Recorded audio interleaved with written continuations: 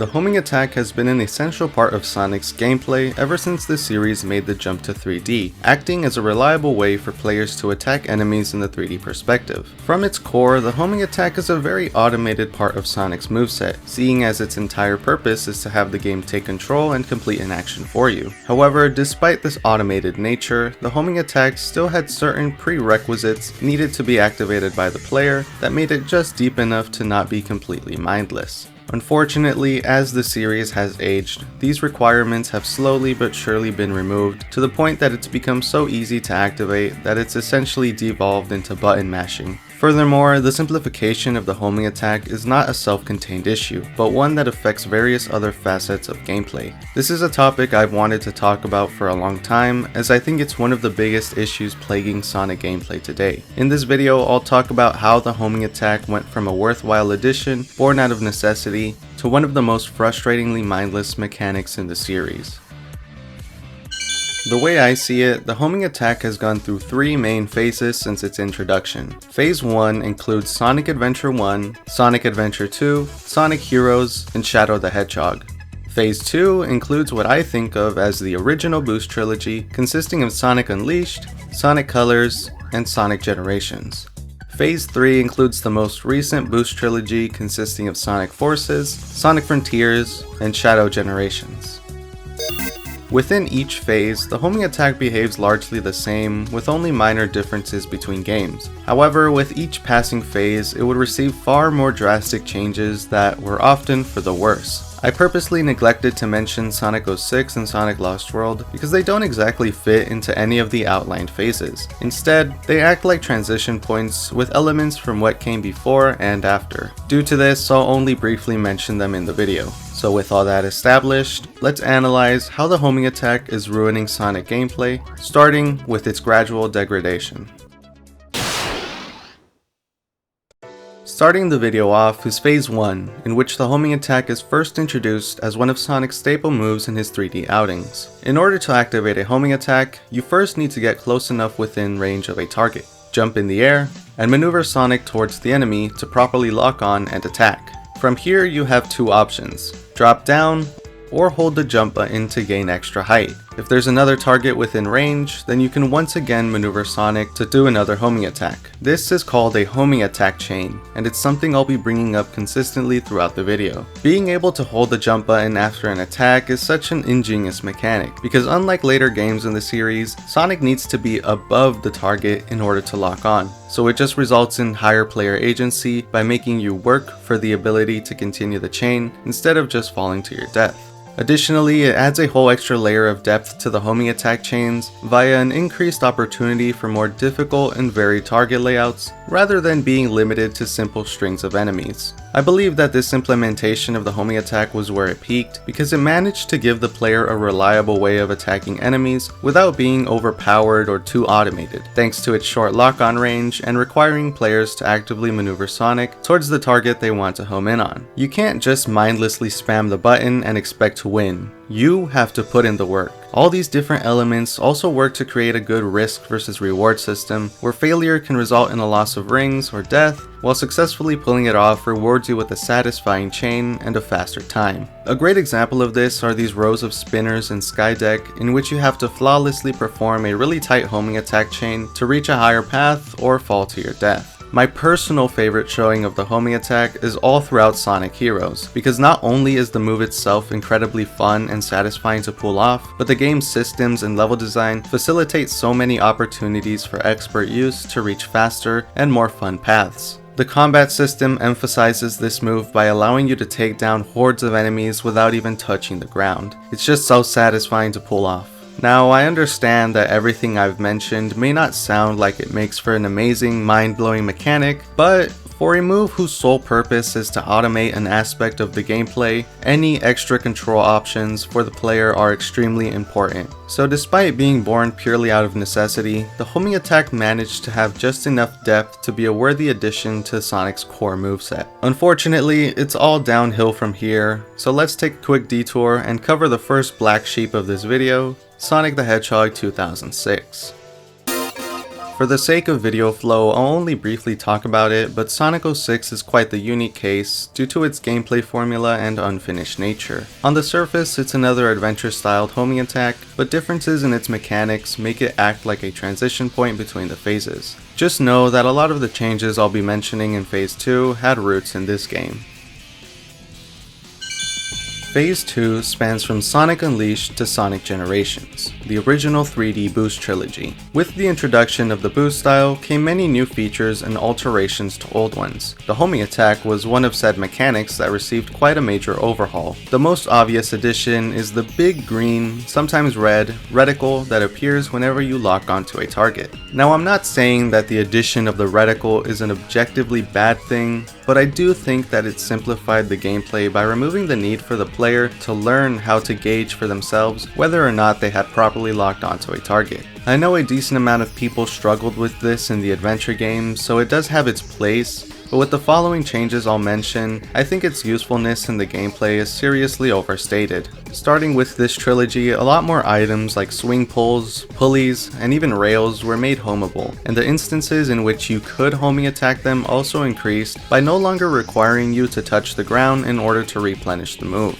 These types of changes just make it so that chunks of the level design can be handled by simply mashing the homing attack instead of actually controlling Sonic yourself. Probably the worst change can be seen with the range in which Sonic can lock onto a target, as it received a major buff in pretty much every way. Instead of having to get up close and personal to lock onto a target, you can now safely lock on from a good few feet away. Additionally, the horizontal coverage area in which the homing attack locks on is much wider, which makes it so that you have to put in less effort into maneuvering Sonic to face towards the enemy. Thankfully, it's not completely overpowered, so you still have to do some light aiming. Unfortunately, the same can't be said for the vertical range. Remember how in Phase 1, Sonic could only homing attack targets that were below him, but you could manually gain extra height after an attack by holding the jump button? Well, that entire mechanic is gone now. Press or hold, the results will be the same every single time because they've simplified it to allow you to home in on enemies above you. Getting rid of that mechanic really sucks because it did a lot of heavy lifting in making the homing attack feel less automated. But if I'm being honest, I understand why this change had to be made during the transition to the boost formula. Seeing as the boost gameplay is all about blazing through these levels with quick reaction time and constant use of Sonic's various abilities, spending time holding a button to slowly ascend after every homing attack would be quite pace-breaking. This logic applies to pretty much every change I mentioned in this section, and why, despite being significantly simplified,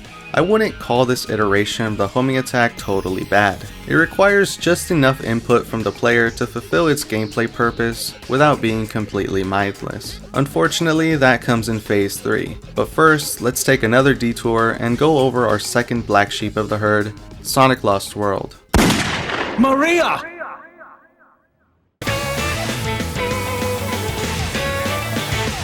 Like Sonic 06, this game acts like a transition point between Phase 2 and 3 due to how the next trilogy of Boost games were built off the mangled corpse of Lost World, retrofitted into the Boost formula. With this in mind, I'll only focus on the real deviations and save the rest for Phase 3 analysis. The biggest change to the homing attack was the introduction of the focused homing attack, which lets you chain multiple homing attacks together. If that sounds familiar, it's because it's literally just a homing attack chain, only now the game does it for you. You activate it by waiting for the homing reticle to lock onto multiple enemies before finally unleashing your final attack. Hit a certain number of enemies and Sonic will even do this little trick animation. Going off my previous statements, you'd probably think I hate this feature because it further automates the gameplay, but you'd actually be wrong. Why? Because it barely works. It takes way too much time and effort to line yourself up just right to be able to lock on to more than a single enemy. So much so that if you're even remotely interested in going fast in this game, you'll likely avoid this feature altogether. It's even more pointless considering you can still do homing attack chains the normal way. It's really only useful for getting a higher score and extra flickies, but this game doesn't even have a proper ranking system, so that too is pretty pointless. I will say that whenever you do manage to perform a large chain, it can be pretty dang satisfying, especially with how there's a little delay in the camera, so it makes Sonic look like he's going faster than the game can keep up.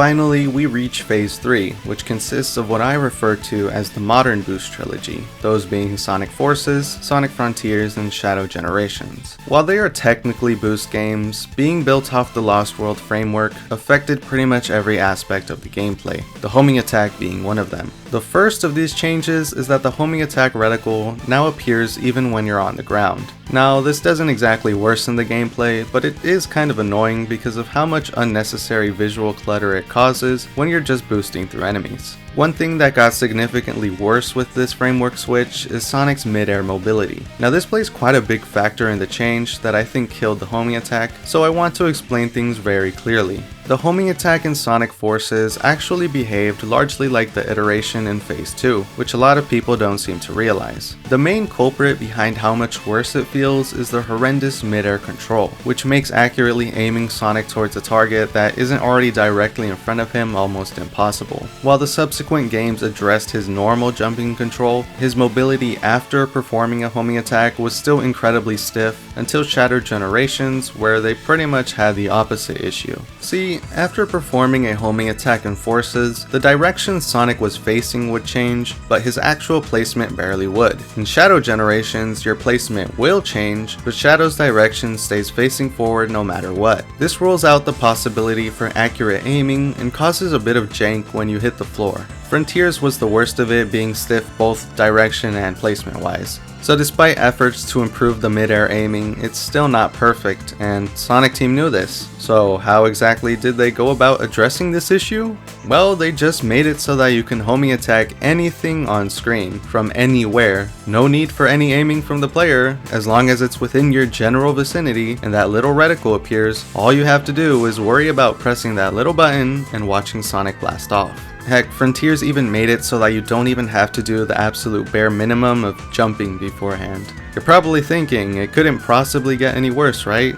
Well, you'd be wrong, because apparently Sonic Team thought it wasn't overpowered enough, as the lock-on range received yet another buff. It's actually absurd how far away you can be from a target and still lock on. In one fell swoop, Sonic Team got rid of everything the homing attack had left in terms of player engagement and reduced it to mindless button mashing. For good measure, I want to go over a few gameplay comparisons to show you just how far we've fallen in terms of player input required. The first comparison I want to make is the Green Forest Spring section in SA2 versus Sonic Frontiers. In SA2, you could only homing attack once before needing to touch the ground and reset the move. Not only did this section require you to manually maneuver Sonic and platform towards each spring, but it also forced you to get closer to areas with enemies so that they could actually pose a risk to the player. In Frontiers, all this is gone. Just mash the homing attack and watch the gameplay itself. The second comparison I want to make is a homing attack chain in Sonic Heroes versus a homing attack chain in Sonic Frontiers. The Heroes homing attack chain I'm going to be using as an example is the one in Mystic Mansion, because this homing attack chain is pretty infamous for being buggy, but it's really not. It's a simple test of whether or not you understand how the mechanics of the homing attack work. Properly ascend after each of the pumpkin heads to avoid falling, and you'll complete the challenge. By Frontiers, all that work is gone. Just mash the button and watch the gameplay itself. Now this last example isn't a comparison, just more of a showcase, but I think the Chaos Arc Rush mission really showcases the current state of the homing attack. You get the gist by now, just mash and watch the gameplay itself.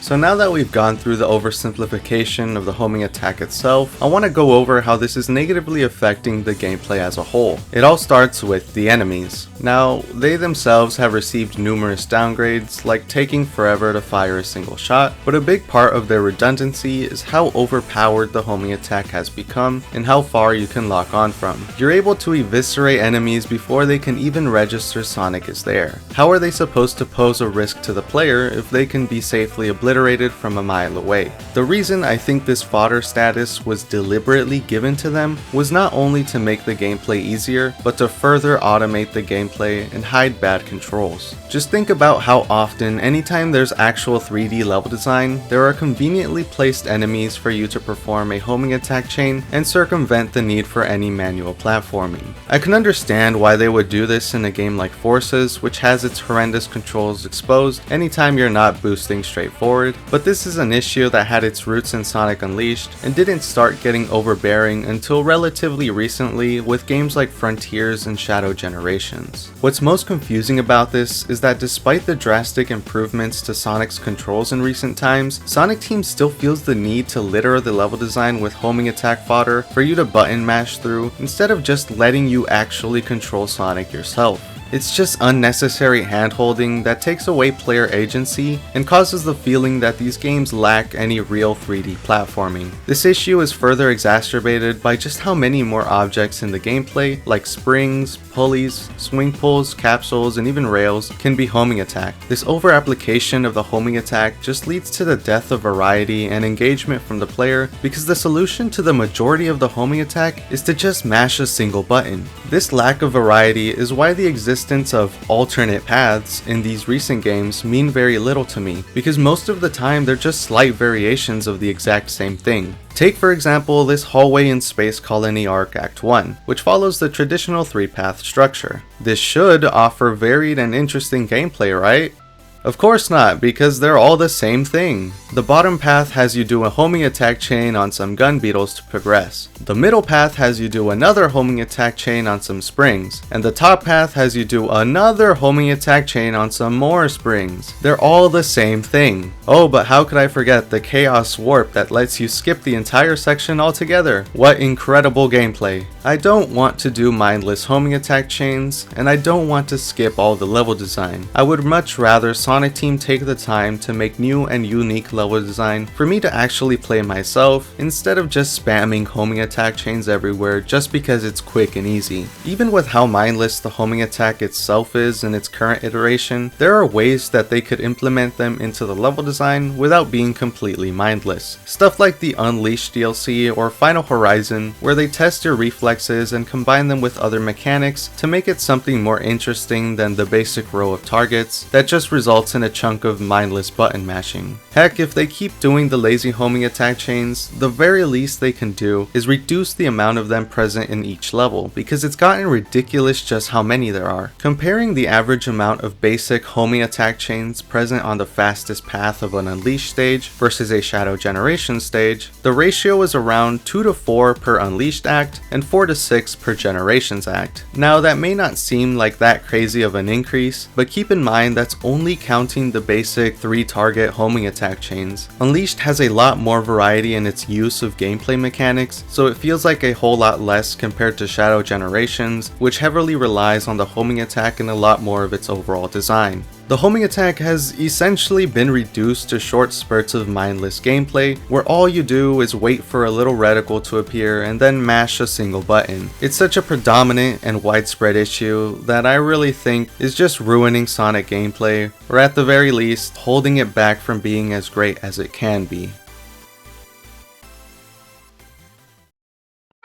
So now that I've gotten all my qualms with both the homing attack itself and its effect on the gameplay off my chest, how exactly do I propose we fix it? Well, let's start off with a list of basic requirements that should be implemented. First of all, jumping needs to be mandatory. None of that ground homing nonsense. Secondly, drastically reduce the lock-on radius so that enemies can have even a sliver of a chance of attacking instead of being eradicated by a Sonic who locked on a mile away. Third, and most importantly, require manual aiming to lock onto a target. Removing the aiming element was honestly the worst thing they did to the homing attack and led to the mindless reticle button mashing issue it suffers from in its current state. Speaking of reticles, fellow Sonic YouTuber BeastMD brought up the idea of letting it be an accessibility option rather than something baked into the gameplay. I actually quite like this idea, as it lets the more advanced players have it like the adventure games, where you had to properly gauge for yourself whether or not you could make the homing attack, while also letting the casual players keep it as a guide. If I could make changes in a vacuum, I'd bring back the manual height mechanic from the adventure games, but seeing as Sonic Team is likely sticking to the boost formula, instead they can make it so holding the button maintains Sonic's forward momentum, while letting go makes you come to a stop. I think this addition would increase the skill ceiling and offer more interesting level design opportunities, like a few of those Unleashed DLC acts, but across the board. There could be moments where you need to quickly think whether it would be better to let go of the button and halt your momentum to avoid obstacles, or hold to keep going. This would get rid of the mindless button mashing while also keeping the flow of the fast-paced gameplay.